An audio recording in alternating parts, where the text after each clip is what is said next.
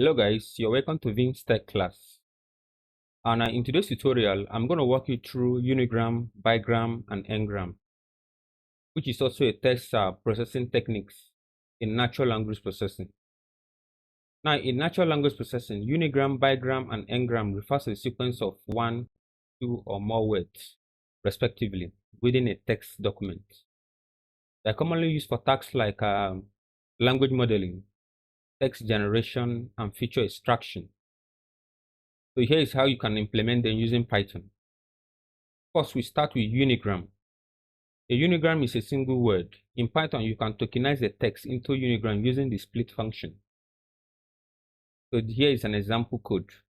First, we define our variable called text, and we define our sample sentence, which reads, this is a sample sentence for Unigram tokenization, and we use the split function, and we print the corresponding Unigram. And if you can observe from the output, this is an example of a Unigram. Each word in a single quote. Next is a bigram. A bigram is a sequence of two adjacent words. You can create bigram using the zip function in Python. Here is also an example code.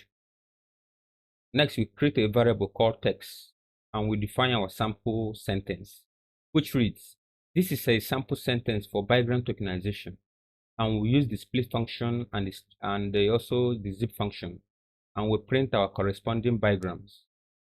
And if you can observe from the output, these are examples of bigrams. The word bi means two. And if you can observe from the output, there are double elements in each bracket, showing that this is an example of a bigram. Finally, we have ngram. An ngram is a sequence of n words. You can use list comprehension to generate ngrams for any given value of n. N can be any value. We start by creating a function called generate ngrams. We apply our split function. We define the ngrams and we return ngrams. Next step is to create a variable called text, and we define our sample text, which reads, this is a sample sentence for ngram tokenization, and we set our number to be 3 since we are working on trigrams. And remember, you can change this value to generate different ngrams. In this case, we are using trigrams, which is 3. And next, we print our trigrams. And if you can observe from the output, there are 3 elements in each bracket, showing that this is an example of a trigram.